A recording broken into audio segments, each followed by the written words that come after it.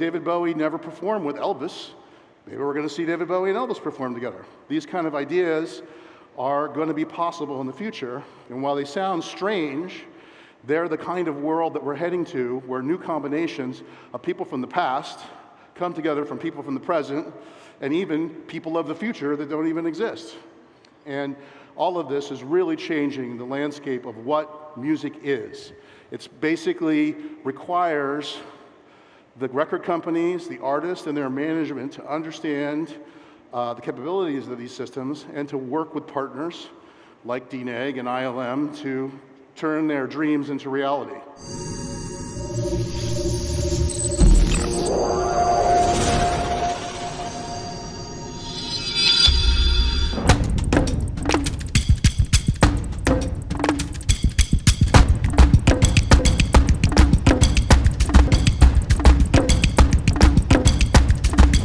The next session is going to be about the future of music and the future of entertainment from someone who's been at the heart of it for many decades. Ty Roberts has been the Chief Technological Officer of Universal Studios, Universal Music, and he's been at the cutting edge, the bleeding edge of every technological change that there's been over many, many decades. And yet, today, we are again in that phase where there's something very unusual happening around us, which is that AI is making it possible for us to have digital avatars, digital immortality. We're not only able to prompt a song, write up a human being that doesn't exist. I don't know how many of you, if you just Google Tilly Norwood, she's a Hollywood actress that does not exist. You know, if you look at the statistics, there are more than 33% of music on Spotify and Broadway is now AI generated, and 97% of people can't tell the difference.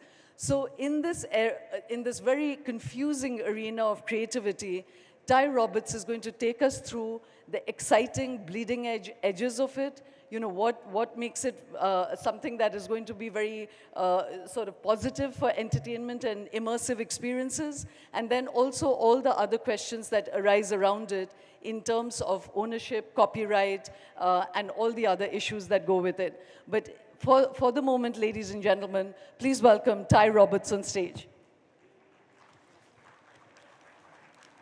I'm here to talk about music, and first what I'd like to do is get you excited about immersive entertainment.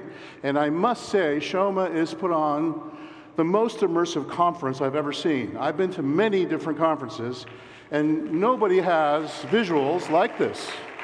And actually, I'm going to talk about that. And what kind of visuals you're seeing here is what's changing the music business. The music business is becoming very visual. So I'm going to show you some of the latest things that are going on. Most of the things I'm showing you I've either worked on or worked on the technology or advised the company or worked with the music artist. So I've been somehow involved with all these things, but I'm trying to show you a little bit broader perspective of what's the latest things that are out there. So with that, let's roll it. I'll step back.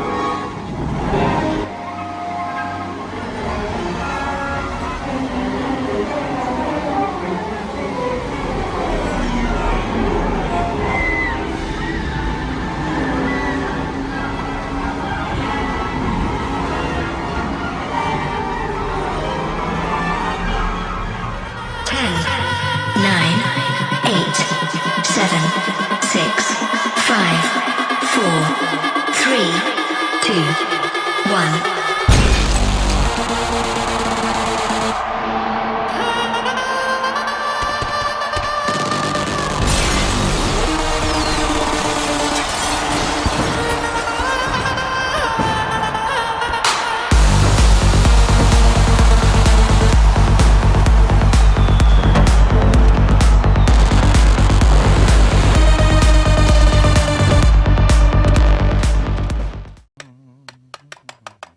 Well, it's a program that I developed with a friend of mine in San Francisco.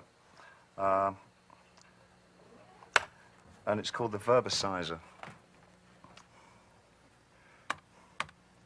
It'll take the sentence and I'll divide it up between the columns. And then when I've got, say, 3 or 4 or 5, sometimes I go as much as 20, 25 different sentences going across here. And then I'll set it to randomize. And it'll take those 20 sentences and cut in between them all the time, picking out, choosing different words from different columns and from different rows of sentences. So what you end up with is a real kaleidoscope of meanings and topics and nouns and verbs, all sort of slamming into each other.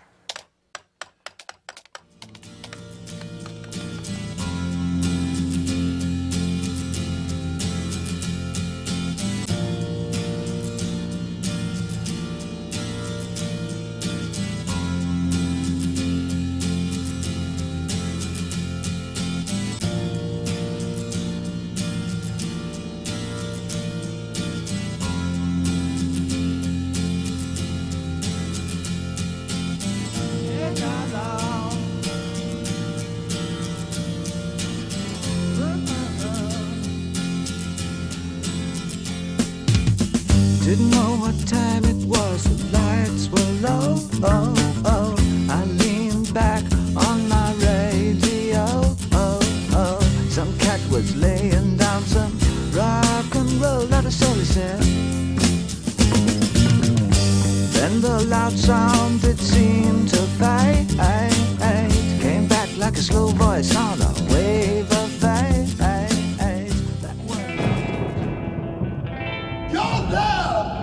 Your power has made us immortal!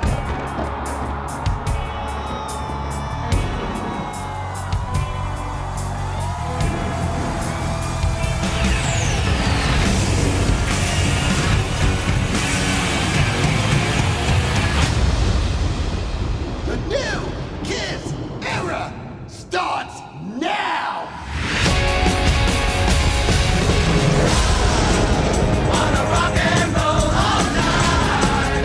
The future is so exciting. We can live on eternally. You drive us wild, we'll drive you crazy. You keep on saying you'll be mine for a while.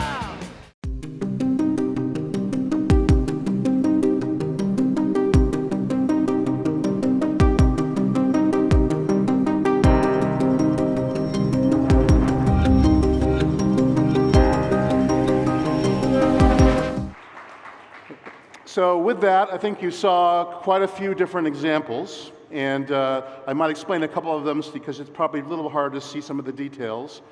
The Wizard of Oz clip, that's obviously a movie produced in the 40s, and it was produced for a much smaller movie screen than the Sphere, which is 5 stories tall. So that's actually AI doing resolution enhancement to take the old footage and to scale it up with details like the hairs in her head, and as well her voice and the soundtrack was scaled up, and the dog was made more intelligent. No, that's not true. But the idea is that that experience then also is turned into 4D. So in the Sphere, when the tornado comes, wind is blowing over the audience. Those pieces of paper were actually flying into the audience. People could grab them. And so it was creating a completely immersive experience. And, it is music because that's a very popular song that Judy Garland sung. But the reality of this is what I'm really here to say is that music is becoming much more visual. All of the visuals we've had here during the presentations today, it's very difficult now to get across to people without some eye-popping and I'll call it immersive visual experiences. And so artists are having to add these to their shows, and what's really made that possible, thanks to, frankly, China and Korea, are these LED displays. These large-scale LED displays were insanely expensive 10 years ago, and now they're reasonably priced, enough so that we can have them all here, and they're portable enough that musicians can take them on tour with them.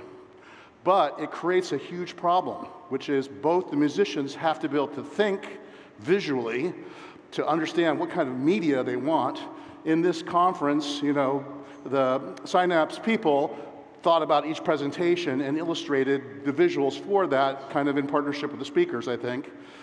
So you can imagine for every music artist, they're used to just playing music, they have to think visually and on a visual stage. They have to kind of become a music video in real time.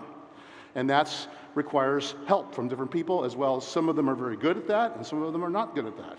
So that's a big challenge.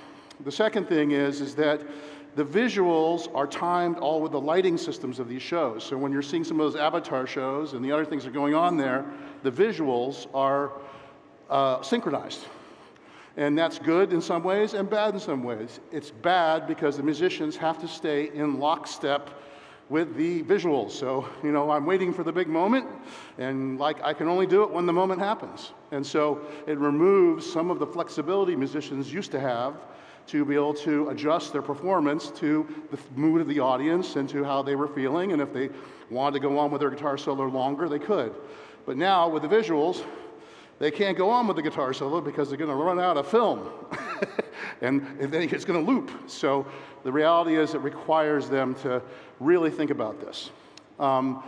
Taylor Swift, which was a big tour that went around the world, her entire show was supported by LED visuals. And if you look it up on the web, you'll see scenes in that show where she dives into an LED lake in the middle of the stadium, and then she floats under a LED river and comes out on the other side. And actually what was really going on, I don't want to blow the secret, is she drove into a pit, got onto a conveyor belt which shot her under the LED displays to the other side where she came out. And so this is the kind of level of production that people are expecting these days for superstars. And even smaller artists are going to have these kind of visuals. How are they going to make them? AI is going to help, because AI lowers the production costs to the point where even musicians who are not superstars can afford to create these visuals.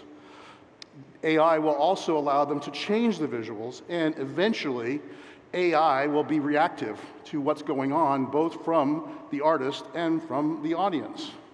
This is what I'm working on now, reactive visuals. What that means is that the artist wants to solo longer, the GPUs in the back room are going to be generating more graphics, hoping he's going to finish that solo, and then transition to whatever the next segment is seamlessly. And we now have the compute power to do that with these computer graphics systems. And what it means for musicians is they're going to have racks of NVIDIA GPUs backstage, cranking out the visuals in real time. But it also means that the fans in the audience can interact with the show. So things like the fans, let's say they're on the way to the show. They could be inputting on their mobile application the kind of visuals they want to see, the kind of songs that they want to hear. They could even be uploading their visuals for the show, and it's all being sent as they're driving there, integrated by the system, and when they get to the show not only presents itself, but their ideas are part of the presentation. And that would be probably happening within the next couple years. And so that is kind of a next level for where this stuff is going. And again, AI makes it efficient to do this. It's very difficult to do it otherwise. I showed the avatar shows there, and I want to talk a little bit about this. So obviously, ABBA, the members of ABBA are actually still alive. They're in their 70s. But you're seeing them there when they were at the peak of their powers, when they were like 26, 27 years old. And that avatar show was designed to show people of today what it was like to see ABBA in like 1976 or 1978. How was that done? Well, the KISS clip at the end showed you a little bit. They put dots onto the ABBA members, and even though they're in their 70s, they were able to capture them and they did their moves, although probably a lot slower than they did them back in 1976. But in the computer, they could perform and then speed it up, enhance it, and basically turn it into what you're seeing there. The visual effects for ABBA were done by Industrial Light and Magic in Marin County, where I live. I worked there at one point. I worked for Industrial Light and Magic and Pixar. And the KISS show, which is the one at the end there, the graphics for that are being done in India. They're being done by DNEG. DNEG is a massive visual effects firm here in your country. Awesome, amazing guys who just also are completing Christopher Nolan's Odyssey. So you guys have world-class visual effects companies here who are turning their brains to rock and roll. And this will become a global thing, and it will go across multiple generations. You know, David Bowie, for example, hasn't had an Avatar show yet, but I imagine his estate in the future will do something like this. But there's many David Bowies. Like, are we going to see David Bowie from 1969? Are we going to see David Bowie from Let's Dance? Are we going to see some other David Bowie? And so, and then there could be collaborations. You know, David Bowie never performed with Elvis. Maybe we're going to see David Bowie and Elvis perform together. These kind of ideas are going to be possible in the future. And while they sound strange, they're the kind of world that we're heading to, where new combinations of people from the past come together from people from the present, and even people of the future that don't even exist. And all of this is really changing the landscape of what music is. It's basically requires the record companies, the artists, and their management to understand the capabilities of these systems and to work with partners like DNEG and ILM to turn their dreams into reality. It's not inexpensive. These guys are, in fact, to give you an idea, the ABBA show was about €100 million build for the graphics of that show, plus a theater, so maybe $180 million production. KISS is going to be considerably more than that. And so far, AI has not lowered the cost of those shows. They're still being done with visual effects. In the future, AI could bring that down maybe 75%. That would really help a lot, and a lot more artists do it. So with that, I think the other thing that we might talk about is the AI music. There is obviously the ability for AI to generate new music from the catalog of the artists. And there's a lot of debate about this within the musical community. Is this a good thing? Is this a bad thing? What's really happening about this? What it does mean is that if you are an artist who's still alive, you need to think about your afterlife. That's a pretty weird thing. You might have been thinking about it in a spiritual way. You were not thinking about it in a legal way or in a business way. But yes, you and your music can live on after you're not here. And while you are here and you still have your marbles in your head, you might want to think about what you want people to do with that, or don't do that. I don't want to be an avatar. I do. I wanted to just perform the music I had. I don't want Elvis performing with me. That's a bad idea. I don't want that. So the answer is they have to think about this. And it's one of the areas that I get asked a lot of questions about from different artists and their estates is, what do I do? What's going to happen in the future? And how do I, it's not so much protect myself, but how do I keep my integrity intact when I'm not really around to do it myself? So big issue for everyone thinking about that. I think the last thing is that the generation of AI music allows the artists like David Bowie to create music posthumously. So you could have a new album from David Bowie in the future with music that's generated from the knowledge that he's put into the music he made. That is also going to happen, and maybe not for David or maybe for different artists, but again, not something else people need to think about is, do we want that? And if we do want that, are there rules? What should they do? So with that, I'm going to shut up, and I think Shoma's going to come up here and we can talk some questions.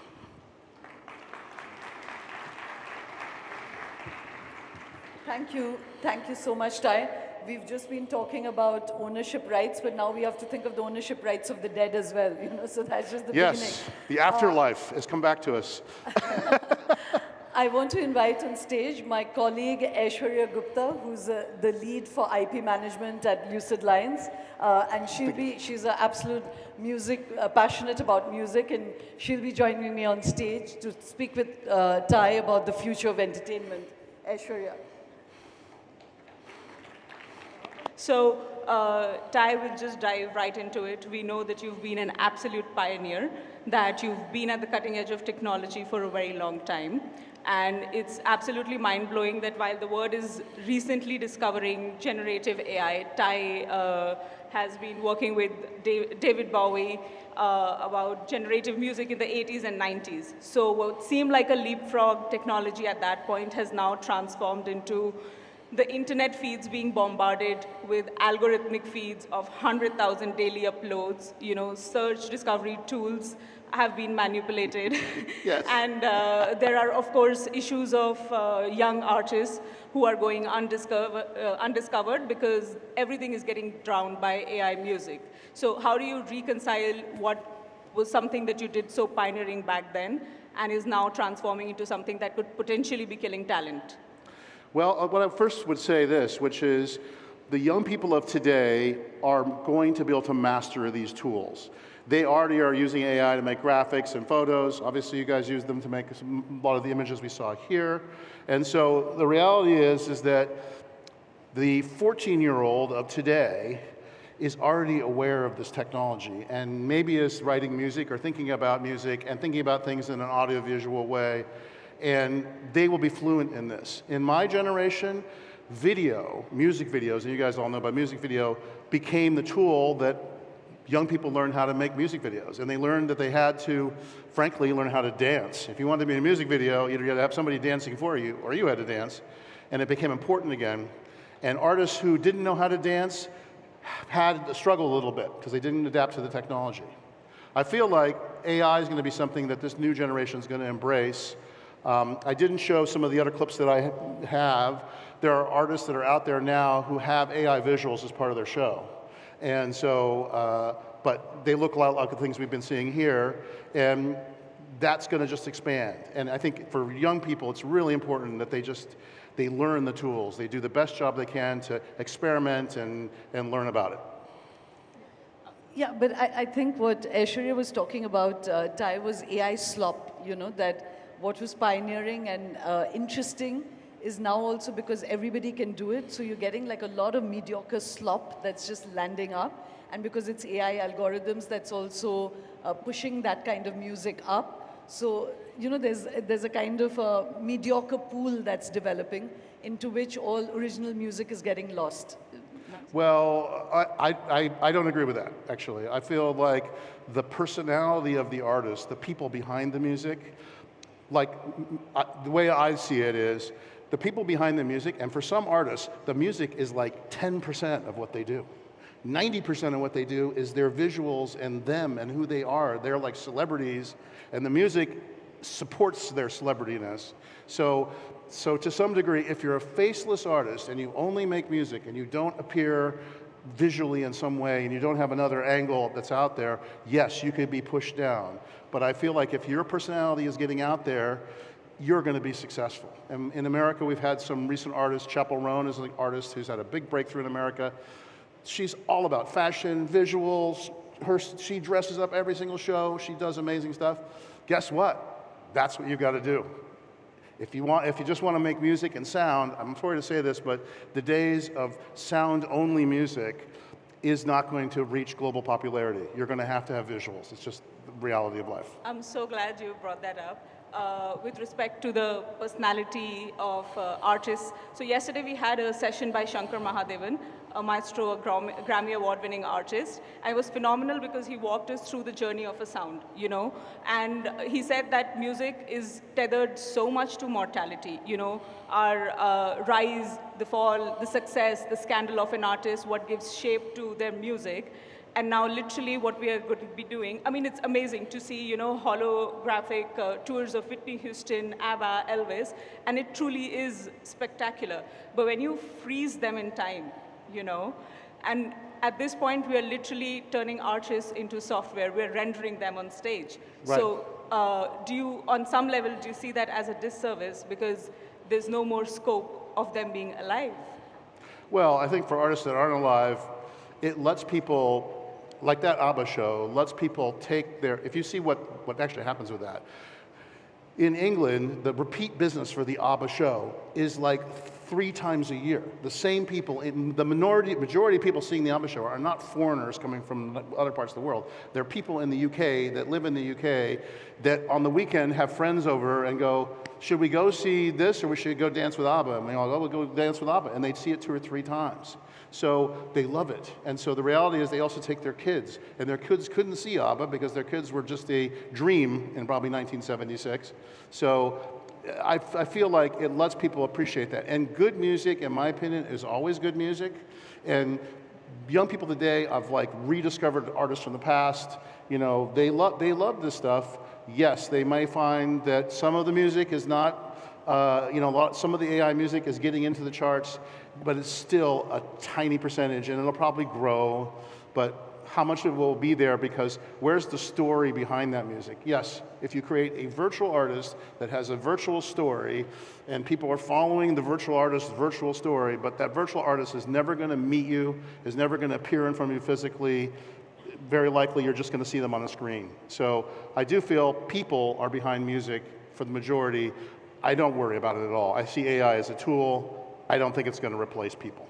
Okay, I do absolutely agree. We all love Elvis, we all love ABBA, and I really am personally enthused by the idea of personalizing concerts, but it might sound a bit as a pushback, because if, let's say, Elvis is here performing a tour and he can sing he can be made to sing more like Happy Birthday to Bob sitting in row 6. So on some level, is that deepening music or flattening it? Well, first of all, there'll be the people who are doing that without permission of the artist. That's one of the problems with AI technology is the genie's out of the box. The genie's out of the box. Yeah. Like, are we going to control this and ban David Bowie hanging out with Kurt Cobain, singing Judy Garland? We're going to try, but the answer is, it's like trying to stop the internet. It's just not going to be possible. So we better figure out how to put the right kind of societal reinforcement behind the things that are good, where the people behind Elvis or whatever want to see the best things from Elvis. In fact, there's a new movie coming out from him right now. The reality is, hopefully those things will float to the top, and things that are of poor quality will go at the bottom. Like right now, I see AI things all the time. I just skip the ones that I can spot them in 2 seconds and go, bye. I don't bother to look. So hopefully, I do feel like critical thinking skills by young people are developing faster than ever. You know, you can look at these AI videos and the first comment is AI. It's like somebody was like, looked at that thing and yeah, it's a cat, and you should know cats don't drive cars. Okay, so probably we can assume that's AI, but there's a lot of more cleverer ones that are out there, and people are pretty good at spotting it. So I feel like I just trust humans to do the right thing. One last thing before I invite Shoma back into the conversation, because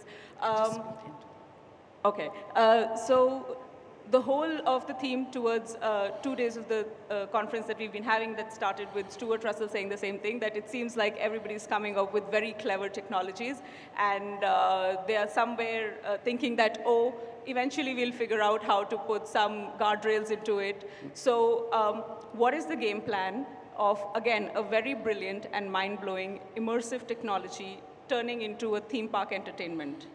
Oh, well, so let's talk about that. So yes, Disney will use immersive entertainment to make new rides. In fact, they're working on one right now for Star Wars. So the reality is that they will use this technology as well, and you will be able to travel to be in the Star Wars universe. I do think that theme parks will have an advantage, which is they can, like ABBA, what you guys don't realize is ABBA's theater that they're in is a pop-up theater in London that they custom built. And in fact, it's about the size of this room, and it's designed so that everybody in the theater has the perfect viewpoint of the stage so that the avatars look real. So theme park has the ability to design the whole ride system and the whole thing so that the maximum illusion, the maximum entertainment value can be perceived.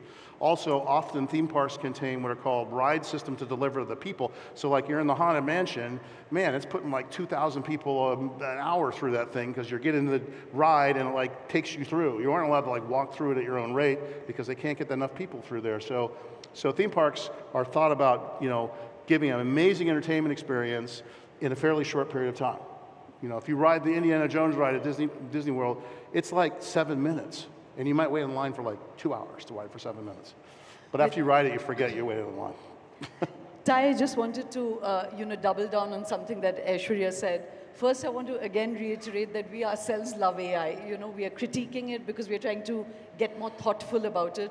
But this entire conference, every visual that you see, AI has been a partner to it. You know, so we love it. We're excited about it. But something about what Aishwarya said, you know, this idea of having Elvis call out to somebody, you know, you were telling me earlier when we were chatting that in this Elvis concert, you could go and see Elvis dressing up in the green room. After the concert is over, you can take an elevator and you can go and get married to Elvis. And, you know, I mean, this may be very entertaining, but I'm just thinking Elvis epitomized stardom. You know, he was that unattainable, like people were fainting over him. They could not get to him, you know. Right. Now he's dead.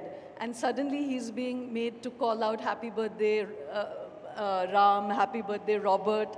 You know, isn't that like a terrible doing down of the Elvis legacy? It could, and he has no say in it. It could be. The Elvis legacy is long and complex. Yes. You know, he did produce, I heard something like 4,000 recordings of mostly the same songs. So the reality is that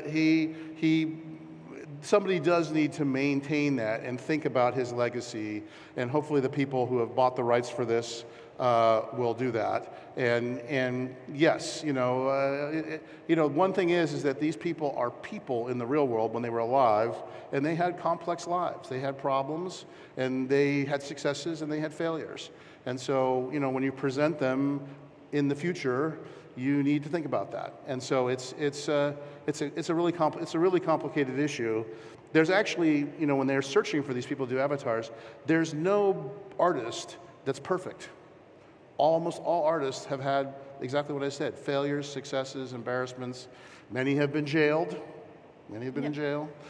So the reality is, you know, that is part of their legacy. And so I agree with you. I wasn't talking about presenting Elvis in his complexity. Yeah. I was talking about turning him, like she put it well, that he might become a theme park entertainment. Well, you don't want to make a circus out of it. And something that the artists, when they're talking to estates about this is typically what the people in the estate are worried about. They are worried about damaging the legacy of David Bowie with something that's not appropriate, because he was so amazing. I got to work with him. He was an amazing guy. And so the reality is they don't want to do something that would embarrass the thing. But then again, the next generation wants to see that artist, and so you have to balance that. And you know, in the entertainment industry, people have to make these choices all the time. And sometimes they make poor choices, and sometimes they make good choices. It's really about, you know, the family members or the people who are working with it to do the best they can to make the right choice. And you know, I hate to say it, the people who are at Disney, not all the Disney fans are, not all the Star Wars fans are happy with the Disney Star Wars thing. They don't like, in fact, they're going to change it all now because the fans aren't happy. So, you know, even Disney doesn't get it right all the time. No, we're very glad to know that, you know, that intent is there. But again, like, what we've done is we've muddled the water way before we are able to draw the pleasure out of this technology, you know. So who do you think this responsibility is going to fall upon? Is it the estate? Is it the production companies? Like, is it the families? Like, because once the genie yourself, like how you said it, if it's out of the bottle, there's no way to catch it back. Yeah, I think it'd be smart to plan for it before you leave the planet. So that would be good, but nobody knew this was going to really be possible, so few thought about it, although I do understand that Prince put in his will that he should not be turned into an avatar. I think that's actually true. So the reality is he thought about it, but not too many people thought about it, so you should do that. The second thing is, when you sell the rights to your music, the name and likeness rights to your physical self do not necessarily have to transfer with the music rights. So it's a complicated business. So in many of these cases, the music rights are separate from the name and likeness of the people. So for example, Sony Music has recently purchased the rights to Queen's catalog. They've paid a lot of money for this, but they don't actually own the rights to Freddie Mercury and Freddie Mercury's body and the people, other people that are in Queen, and so they don't have the ability to make a hologram show without the permission of either those individuals who are still alive or their estates. So I do think a lot of this, it's like estate planning, and you know, you just got to be careful about what happens in the future. And if you give it to a corporation, they more likely than not will want to preserve the value of what they have, but they also just might make mistakes. It could be a bad decision about what they choose to do. You know, so there's going to be winners, and there's going to be, just like movies, you know, there's a new movie every week, and sometimes the TV show is not good, and sometimes it's really good, and that's just the creative process. Thank you so much, Ty. You know, we're running behind time. I so know. we're going to I rush appreciate all of you sticking around. Thank you so much. Thank you very much, Ty. Thank you.